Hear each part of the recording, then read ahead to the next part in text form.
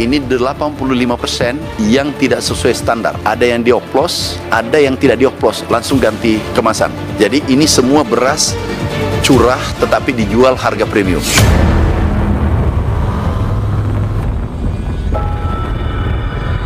Bang, izin naik ya. Hup. Beras tipe apa ini, Bang? Dan ada sejumlah merek beras yang dioplos, betul nggak sih itu? Sebenarnya untuk oplosan itu kurang tepat. Yang tepat itu beras turun mutu untuk menutup biaya produksi. Misalnya awalnya belum diayak tuh kayak gini ya. Ini untuk rasa itu nggak beda jauh sama yang diayak itu.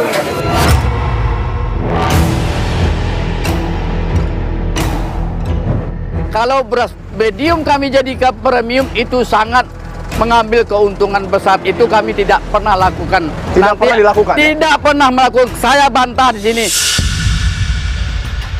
Yang kemudian menjadi evidence ataupun bukti dari Menteri Pertanian adalah sampel yang kemudian diambil dari pasar induk beras Cipinang. Yang mengambil sampel itu siapa? Yang disuruh siapa? Yang diambil di toko mana?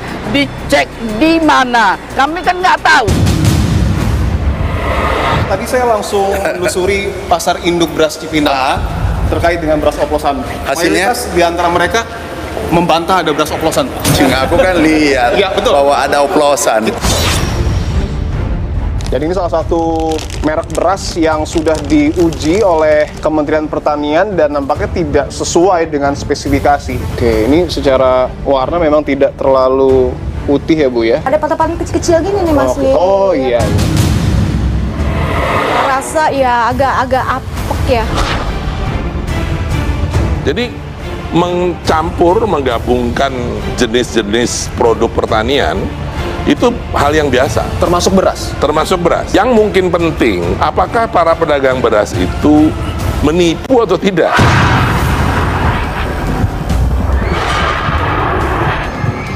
Untuk merek-merek ini sendiri sudah dipastikan ditarik semua di pasaran, dan bagaimana nanti nasib dari 4 perusahaan ini? Ini kan ranahnya Satgas Pangan. Nah, tapi saya menyarankan sudahlah ini di clearance saja. Yang penting itu dari sisi keamanan pangan berasnya baik. Pemerintah temukan berbagai praktik culas terkait dengan jual beli beras. Ratusan merek beras dengan kualitas tinggi premium diduga dioplos. Belum lagi persoalan pengurangan takaran beras hingga harga yang melampaui batas. Lalu apa yang sesungguhnya terjadi di lapangan? Inilah episode ke-34 Dipo Investigasi. Saya Dipo Terbahagia. Saya akan menelusurinya saudara dan mencari bukti.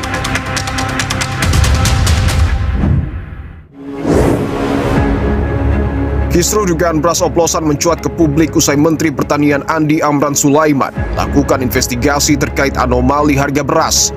Dalam rapat kerja bersama Komisi 4 DPR RI, Amran menyampaikan temuannya soal harga beras di tingkat petani alami penurunan, namun harga di pasaran justru meningkat. Kementerian Pertanian pun melakukan uji sampel di 10 provinsi di 13 laboratorium. Hasilnya, ada 212 merek beras tak sesuai standar dan diduga mengakibatkan kerugian masyarakat hingga 99 triliun atau nyaris 100 triliun. Kerugian masyarakat itu 99 triliun, hampir 100 triliun. Itu kalau 1 tahun. Kalau terjadi 2 tahun, 3 tahun, Anda estimasi sendiri. Berdasarkan hasil temuan tersebut, diketahui beras yang beredar di masyarakat dicurangi dengan berbagai cara. 85,56% beras premium tidak sesuai mutu, lalu 59,78% beras dijual di atas harga eceran tertinggi, dan 21,66% beras dijual tidak sesuai dengan keterangan berat di kemasan.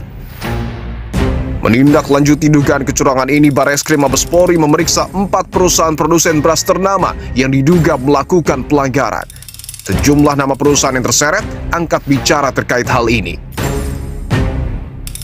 PT Sentosa Utama Lestari atau Java Group melalui Kepala Divisi Unit Beras Carmen Carlo Ongko memberikan pernyataan resmi. Tak hanya Java Group, PT Food Station Cipinang Jaya juga menyangkal bahwa mereka melanggar aturan terkait produksi beras yang beredar di masyarakat. Pernyataan ini disampaikan melalui Wakil Gubernur Jakarta, Rano Karno.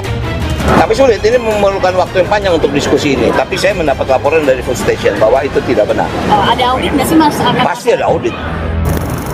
Sementara PT Belitang Panen Raya membantah tudingan beras premium yang mereka produksi tak sesuai aturan. Meski begitu, mereka meminta maaf atas kekhawatiran yang lahir di tengah masyarakat. Jadi kita tidak ada mempermainkan atau hal-hal yang di luar yang kita sampai sehingga merugikan dari konsumen, distributor maupun masyarakat. Tim Dipo Investigasi juga berupaya mengkonfirmasi ke pihak Wilmar Group soal dugaan pelanggaran produksi beras yang dilakukan. Namun hingga berita ini dibuat, kami belum mendapatkan jawaban. Di tengah isu soal beras oplosan, fakta lain soal ketersediaan beras yang melimpah juga mengundang tanya. Badan Pusat Statistik mencatat, produksi beras nasional periode Januari hingga Juni 2025 mencapai 18,76 juta ton. Sementara konsumsi selama periode yang sama hanya 15,43 juta ton. Itu artinya Indonesia mengalami surplus beras sekitar 3,33 juta ton. Harga beras yang tinggi meski stok beras melimpah kian menjadi ironi ketika rakyat harus membeli produk beras yang tak sesuai isi. Langkah tegas pemerintah sangat dinanti agar konsumen tak dirugikan lagi, serta para pelaku usaha jujur dan tak tercemari praktik curang ini.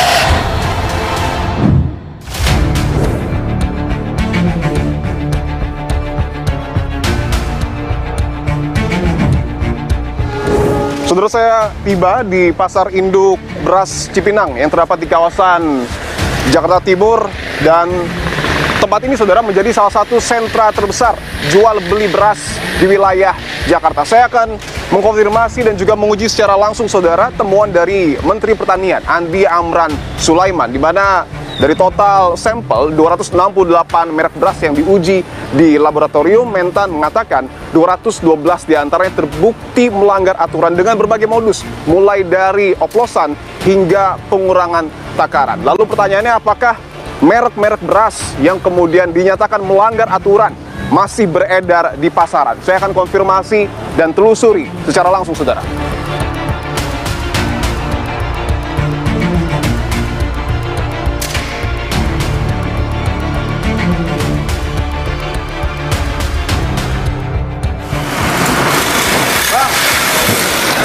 Izin naik ya? Hop. Waduh. Oke. Beras dari mana, Bang? Dari Demak. Berapa ton nih total? Total 28 ton. Per karung ini 50 kilo ya? Oke.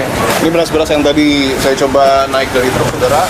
Diturunkannya lewat samping dan langsung nanti dimasukkan ke gudang yang ada di sebelah saya ini.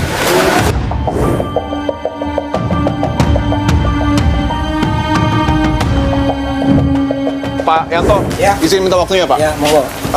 Pak Yanto ini salah satu pedagang beras di sini ya, betul ya? Stok gimana? Aman? Stok aman, stok pemerintah banyak, stok pedagang yang rada nipis. Gimana stok pedagang yang rada menipis? Kok bisa? Nipis, ya karena emang harganya lagi tinggi kan. Berapa itu kisarannya? Biasanya kalau pengecer tuh ngambil keuntungan ya Rp1.000 per kilo. Di pengecer bisa 15.500. Oke. Kok bisa naik harganya? Kan di sisi lain kan Pak Menteri bilang stoknya tuh yang tinggi ya?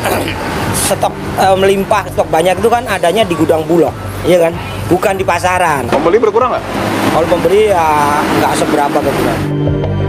Saya ingin nanya Pak Yanto, kan kemarin itu ada informasi kalau dari Kementerian Pertanian ya, sempat juga ke Pasar Induk Beras Cipinang ngambil beberapa sampel dan ada sejumlah merek beras yang dioplos, betul nggak sih itu? Sebenarnya untuk kata oplosan itu kurang tepat, yang tepat itu beras turun mutu. Oh, kalau oplosan kurang tepat, yang tepat beras turun mutu. Iya, betul. Kenapa? Iya, beras turun mutu yang harusnya di kemasan itu kadar brokennya 5%, untuk menutup biaya produksi, terus harga bahan yang tinggi, terus margin penjualan dia diturunin mutunya.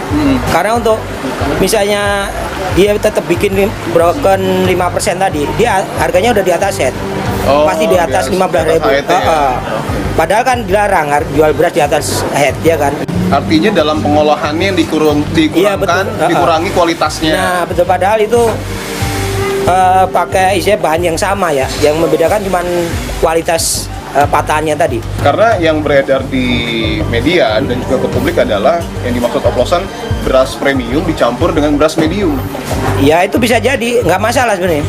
Oh, nggak masalah? Yang masalah itu kan beras premium diaduknya sama beras SPAP, bansos, operasi pasar, itu yang jadi masalah. Sawah pun Mengurangi kualitas nggak sih kalau kayak gitu? ya kalau turun tuh kualitas pasti ya kan. Tapi kan emang untuk tadi mengejar harga penjualan tadi. Karena harga beli dari petani juga Justru naik ya? justru tinggi sekali saat ini bahan baku beras itu. Harga dari petani naik tapi HET-nya Tetap. Itu yang jadi kendala. Nah, Ini kita yang paling murah kali ya, ini Yanto ya? ini namanya broken. Broken. Broken Oke. itu beras patah ya. Ayakannya beras premium tadi. Kalau diayak keluarnya kayak gini. Oke, ini kalau secara tampilan kelihatan banget ya. Jadi berasnya itu kecil Patah banget ya, ya. emang patah. Patah. Nah, ini sebelahnya beras Medium. Oh, medium. Medium. Oh, ini Beras salah satu contoh beras medium ya. Bedanya apa sih kalau Medium dengan itu yang ya kelas bawah lah ya.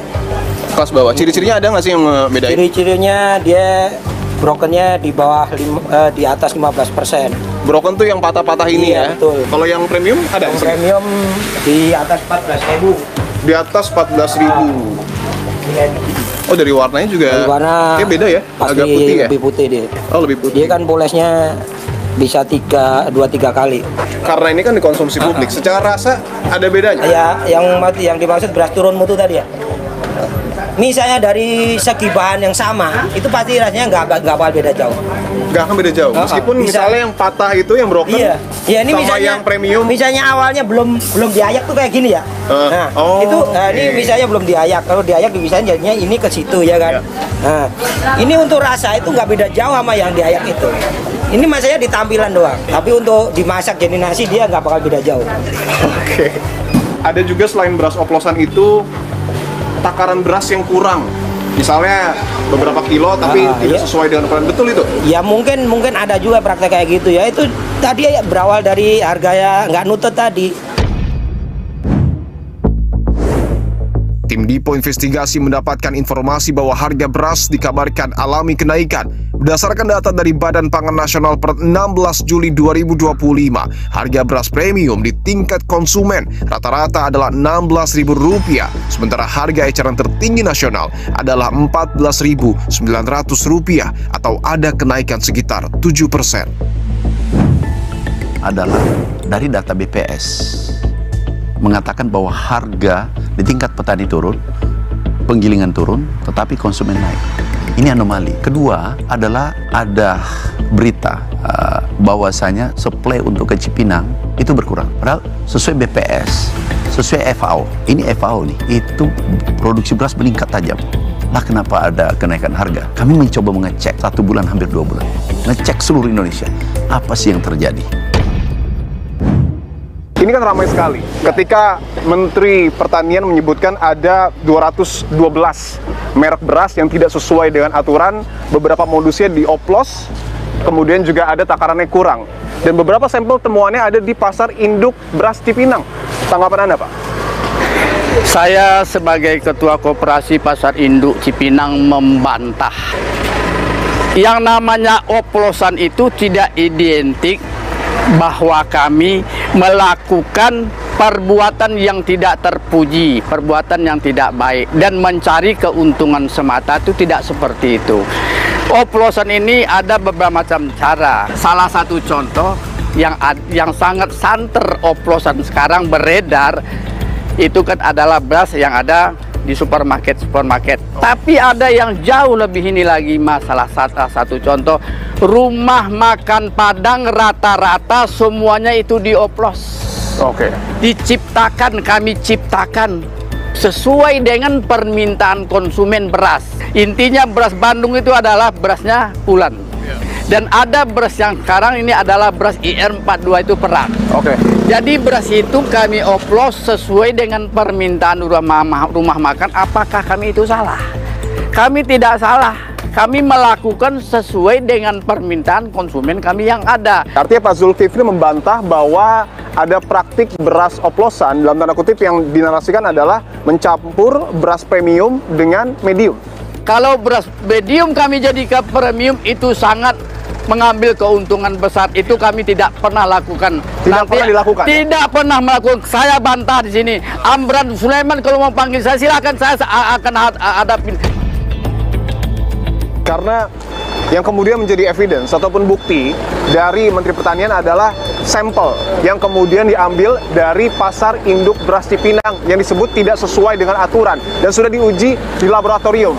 Saya pengen tahu, yang mengambil sampel itu siapa, yang disuruh siapa, yang diambil di toko mana, dicek di mana. Kami kan nggak tahu. Tidak ada koordinasi sebelumnya? Tidak ada koordinasi dengan kami. Sampai detik ini kami sudah tahu pasti beras SPHP itu sudah digelontorkan ke pasar, tapi kami tidak mendapatkan beras SPHP itu. Kenapa? Karena Menteri mengatakan tidak perlu digelontorkan ke pasar karena orang pasar itu mafia semua. Itu sangat salah. Oke. Ya. Dari Pak Hasan mungkin ada tanggapan soal sampel yang diambil dari pasar ini? Jadi kebijakan Pak Menteri Mentan dengan sikapnya yang menuduh para pedagang adalah mafia beras, itu sama saja menuduh pedagang-pedagang di seluruh pasar di Indonesia adalah mafia. Dan itu tidak benar sama sekali. Kami ini pedagang modalnya 5 ton, 10 ton. Dari mana unsur mafianya? Hal yang perlu dipahami sekarang ini, semua beras yang ada di petani itu dimonopoli dimasukkan kepada Bulog. Ya. Dan jutaan ton beras Bulog yang tadinya masuk ke pasar terhenti masuk ke pasar. Betul. Akibat terhentinya beras masuk ke pasar, akibatnya beras jadi mahal. Jadi kita berharap ke depan tolong benahi regulasi tentang perberasan. Jangan dibawa politik ke pasar. Saya tidak bisa mengatakan mafia, tapi itu tidak benar. Tidak benar data itu. Awalnya kami curiga, karena tiba-tiba mengatakan tidak ada supply ke Cipinang, turun dan seterusnya. Kok tiba-tiba turun, padahal produksi naik? Izin Pak, tadi saya langsung menelusuri pasar induk beras Cipinang terkait dengan beras oplosan. Hasilnya? Mayoritas di antara mereka membantah ada beras oplosan. Apanya? Membantah ada beras oplosan. Ini pura-pura nih mancing. Aku kan lihat Ya, betul. bahwa ada oplosan. Jadi kalau mau dibantah, bantah di penyidik. Bantah di penyidik? Ya, karena lab 13 itu bukan punya saya. 13 lab kami gunakan. Dan yang salah satu membantah itu, aku lihat itu adalah 5 lab. 5 lab? Kami gunakan. Artinya sudah valid bahwa sampel lab ini sudah teruji? Ya, tanya, ya masa 13 lab salah? Nggak mungkin kan? Kecuali 1 lab. Dan itu kalau mau tanya ada di penyidik. Soal stok juga Pak, bahwa kan ada kelebihan stok ya Pak yang sudah menjadi cetakan sejarah kita. Ada 4 juta ton, tapi mereka mengatakan bahwa yang beredar di pasaran ini sangat minim. Tanggapan Anda? Peredaran berasnya? Itu minim, itu subjektivitas mereka. Subjektivitas. Kenapa? BPS mengatakan tertinggi selama 7 tahun produksi. Ya. FAO mengatakan tertinggi. United States Department of Agriculture itu Amerika mengatakan tinggi. Yang kita percaya siapa? Bukan data saya. Kalau aku yang keluarkan itu subjektif. Kalau artinya, mohon maaf saya harus tanyakan, kalau dikuasai Bulog begitu Pak, artinya tidak disebar di pasaran? Lah ini kan dikasih Bulog, kami keluarkan beras 360.000 ton, yaitu bansos. Kemudian 1,3 juta ton SPHP. Untuk hitung-hitungan 99 triliun itu Pak, bagaimana penghitungan? Nanti tanya aja di penyidik. Pak, izin saya ada satu lagi pertanyaan yang harus saya tanyakan Pak, bahwa ini mungkin agak sedikit tendensius, tapi saya mohon izin bahwa apa yang kemudian disampaikan oleh Ketua Koperasi menyebutkan pernyataan Bapak politis. Saya orang politik nggak? Siap. Masih ingat nggak ada tersangka? Pupuk palsu, minyak goreng ada tersangka kan? Dulu Menteri pertama ada 15 ya? Beritahu mereka, jangan sampai kamu jadi bagian dari itu. Saudara, temuan pemerintah terkait dengan beras premium yang kemudian dioplos dengan beras medium sehingga mengurangi standar kualitas membuat resah masyarakat. Bahkan banyak warga yang mengeluh beras premium yang biasa dibeli di supermarket masuk ke dalam daftar tak sesuai yang diterbitkan oleh Kementerian Pertanian. Lalu bagaimana dengan suara konsumen yang rela menyisihkan uangnya untuk kemudian membeli beras dengan kualitas lebih baik namun justru dicurangi? Saya akan telusuri secara langsung, saudara. Beras biasa dibilang beras premium, harganya dinaikin seenaknya. Ini pelanggaran. Ini saya telah minta Jaksa Agung dan polisi mengusut dan menindak pengusaha-pengusaha tersebut tanpa pandang bulu. Kerugian yang dialami oleh bangsa Indonesia adalah 100 triliun tiap tahun. Berarti 5 tahun 1.000 triliun. Ini kejahatan ekonomi yang luar biasa. Bu, saya dapat informasi kalau Bu Angga itu salah satu konsumen atau pembeli beras premium, betul Bu ya? Betul. Pertama kali mempertimbangkan beli beras premium itu apa Bu? Sehat pasti, karena kan premium ya. Premium itu pasti kan dia lebih ke arah sehat, terus dia lebih bersih gitu ya. Kan saya juga punya anak-anak yang bisa makan tuh yang sehat lah gitu. Oke, secara kualitas asumsinya lebih baik ya Bu ya? Betul, mutunya Tapi lebih kan sekarang lagi rame Bu ya soal polemik beras premium ini yang dioplos. Ibu Angga sendiri pernah merasakan perbedaan kualitas nggak dalam beberapa waktu terakhir?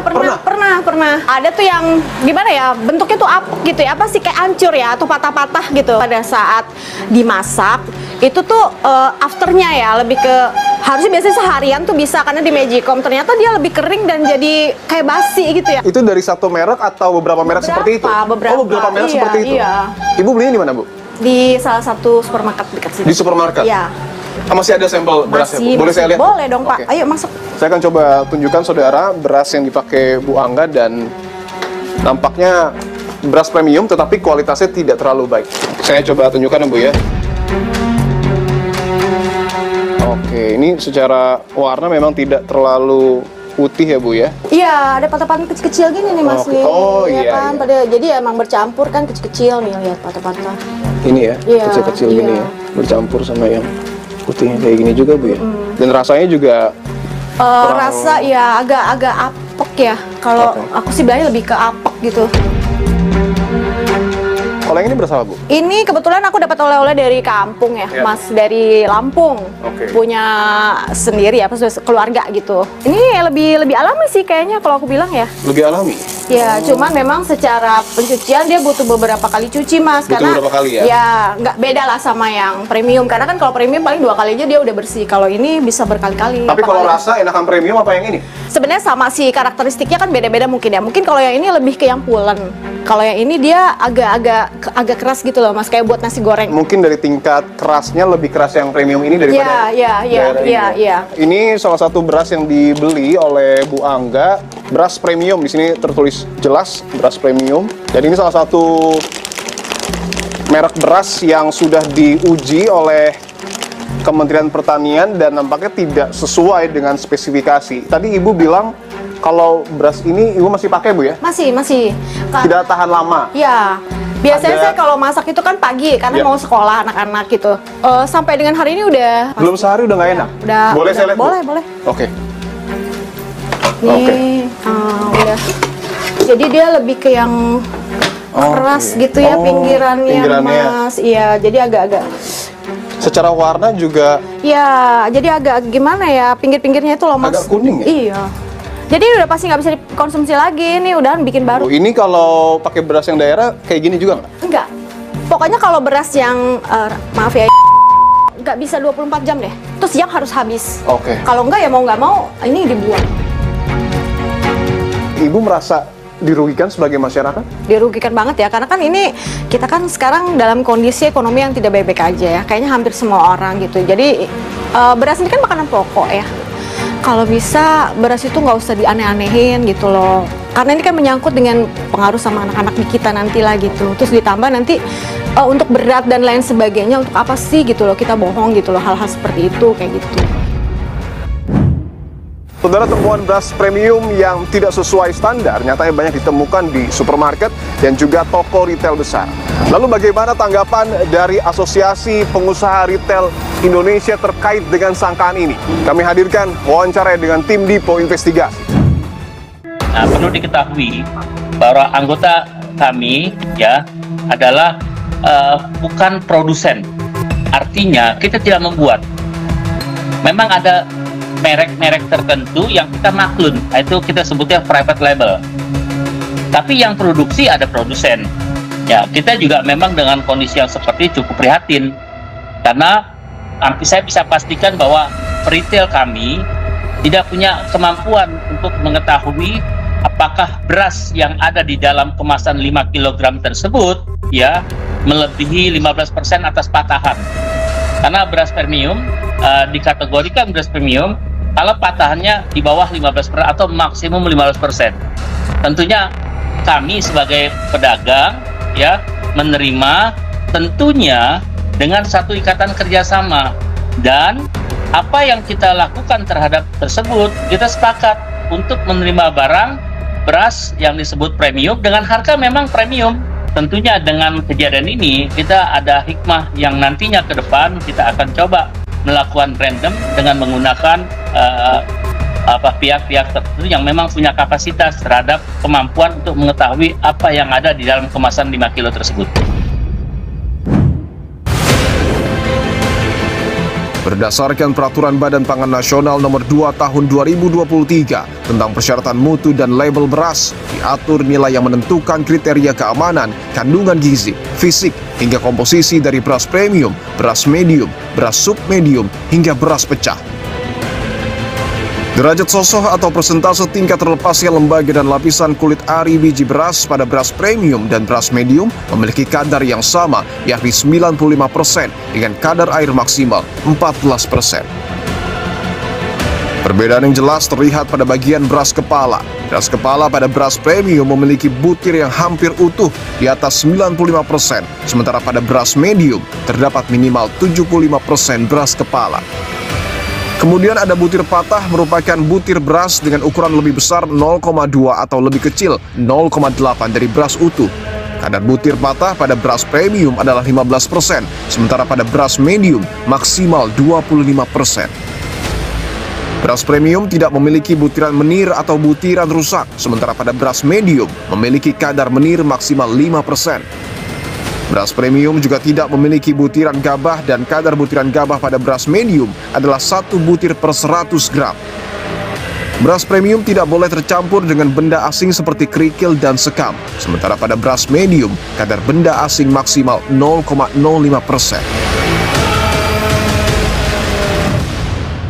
Saudara, PT Wilmar Group adalah salah satu perusahaan yang masuk ke dalam radar Kementerian Pertanian termasuk juga Satgas Pangan Polri karena diduga melakukan praktik curang dalam penjualan beras.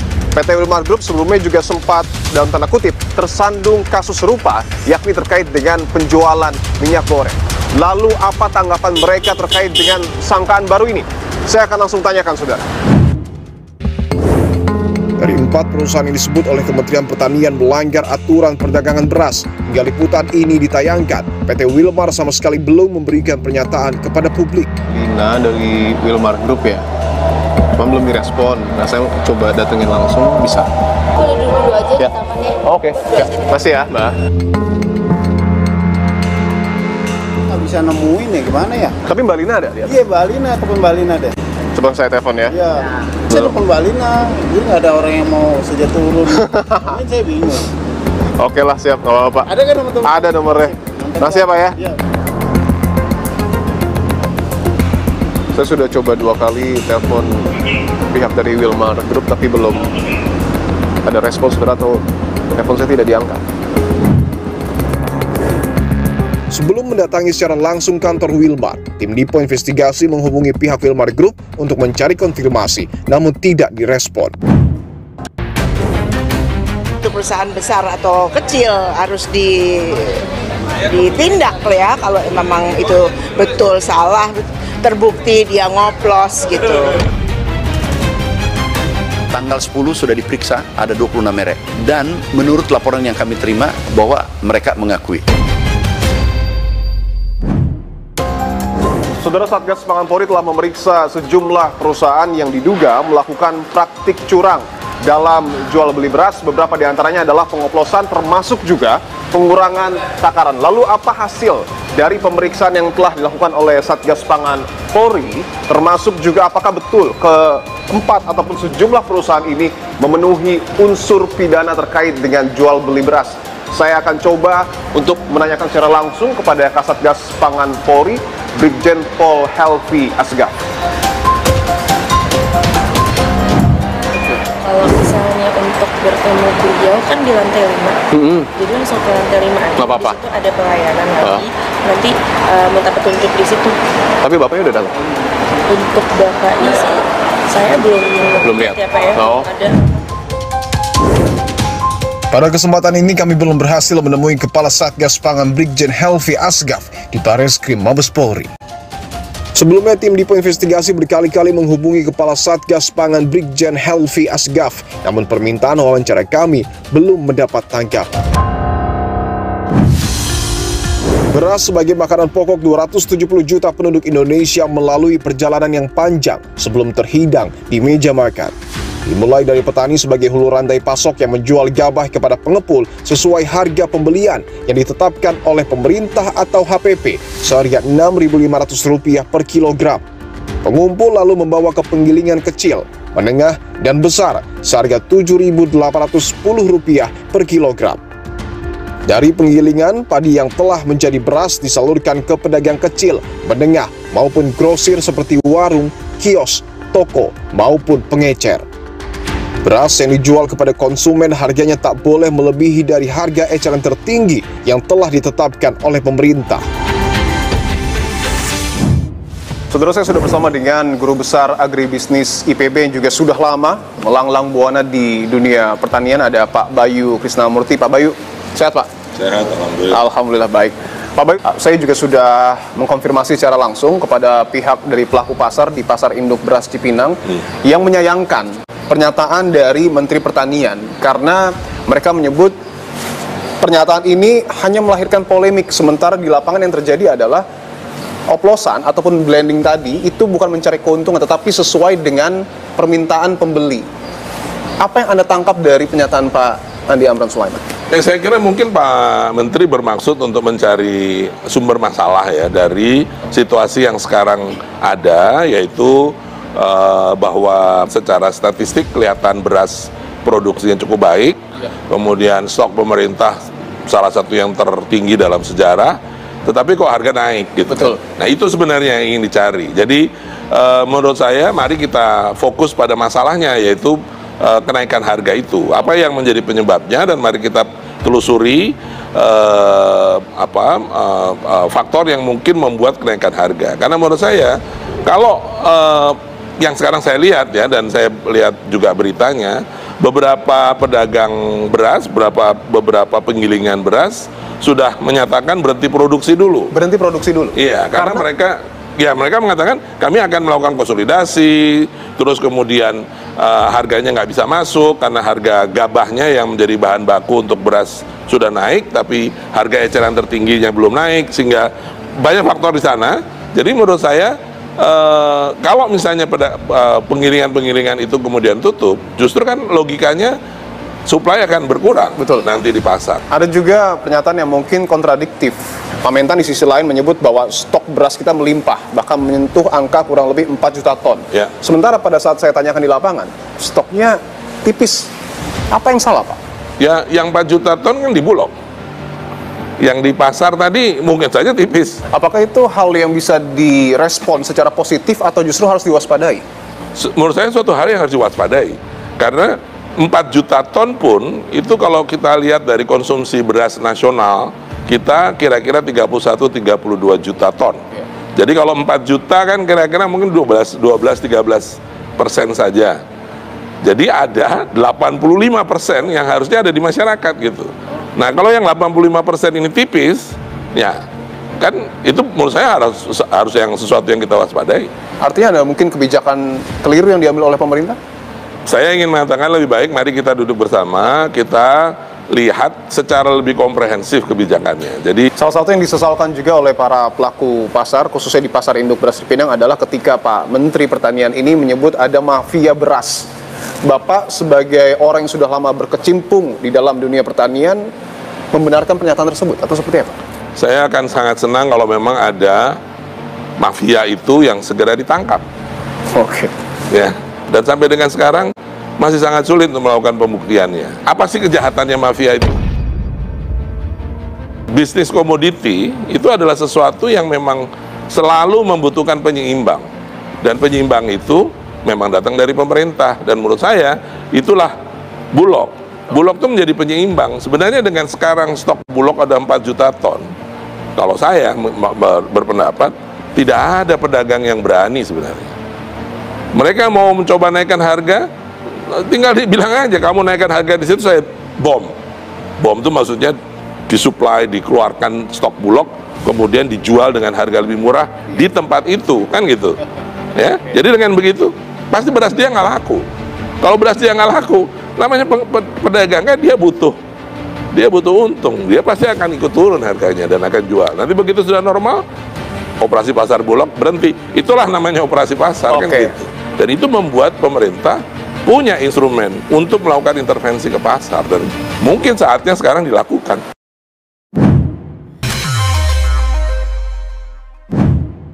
Saudara, temuan Kementerian Pertanian bersama dengan Satgas Pangan Polri dan juga Kementerian Perdagangan soal dugaan beras premium yang diduga dioplos mengejutkan publik. Lalu, apa kata masyarakat soal temuan ini? Ikuti saya, saudara. Dengan Ibu siapa, Bu? Ibu Yaya. Oke, Ibu Yaya. Ibu Yaya, sebelumnya saya mau tanya, Ibu pakai beras premium atau medium? Biasanya premium sukanya, karena suka beras yang pulen. Sebelumnya udah tahu belum, Bu, informasi Kementerian Pertanian yang menemukan adanya beras premium oplosan? Pernah dengar, malah pernah ngalamin. Mereknya premium tapi kok berasnya nggak bagus gitu, kayak seperti agak pera-pera dioplos itu deh. Sangat kecewa ya, bikin sedih masyarakat, tertipu lah karena kita susah-susah pengen makannya yang berkualitas malah dikasihnya yang kayak gitu. Harus lebih hati-hati aja ya, lebih hati-hati dalam pembelian berasnya. Saudara, bagaimana masyarakat harus memaknai polemik oplosan beras yang kemudian begitu banyak diperbincangkan? Saya akan tanyakan langsung kepada Kepala Badan Pangan Nasional, Pak Arief Prasetyoadi. Pak Arief, apa kabar, Pak? Alhamdulillah sehat, Mas Dipo. Alhamdulillah. Pak, saya ingin menanyakan dan membicarakan soal apa yang kemudian menjadi perbincangan publik, yaitu beras oplosan, bahwa Pak Menteri Pertanian Andi Amran Sulaiman menyebut ada 212, Pak, merek beras yang kemudian disebut tidak memenuhi aturan. Yang paling kencang ini terkait dengan oplosan. Bappenas mengamini temuan tersebut? Pak Mentan itu 2 minggu lalu menyampaikan bahwa beliau bersama tim sudah melakukan uji lab untuk 200 lebih ya sampel, dan kemudian hasilnya itu disampaikan kepada kejaksaan dan kepolisian.